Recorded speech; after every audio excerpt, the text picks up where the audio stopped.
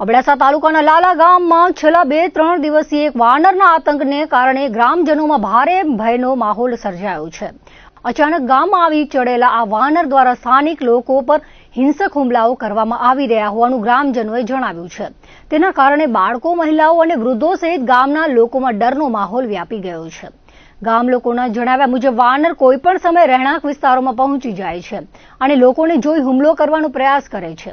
આ પરિસ્થિતિને કારણે અનેક લોકો જરૂરી કામ સિવાય ઘરની બહાર નીકળવાનું ટાળી રહ્યા છે. બાળકોને પણ એકલા બહાર મોકલવામાં માતા પિતા સંકોચ અનુભવી રહ્યા છે. ગ્રામજનોએ વન વિભાગ અને સ્થાનિક તંત્રને જાણ કરી તાત્કાલિક કાર્યવાહી કરવા માંગ કરી છે. હવે ગ્રામજનોએ માંગ કરી છે કે કોઈ અનિચ્છનીય ઘટના બને તે પહેલા વન વિભાગ તાત્કાલિક કાર્યવાહી કરીને વાનરને સુરક્ષિત રીતે પકડી ગામમાંથી દૂર ખસેડે. ગામ લોકોનું કહેવું છે કે જો સમયસર પગલાં લેવામાં નહીં આવે તો કોઈ વ્યક્તિ ગંભીર રીતે ઇજાગ્રસ્ત થવાની શક્યતા નકારી શકાય નહીં. હાલ સમગ્ર લાલા ગામમાં વાનરના આતંકને લઈને ચિંતાનો માહોલ જોવા મળી રહ્યો છે.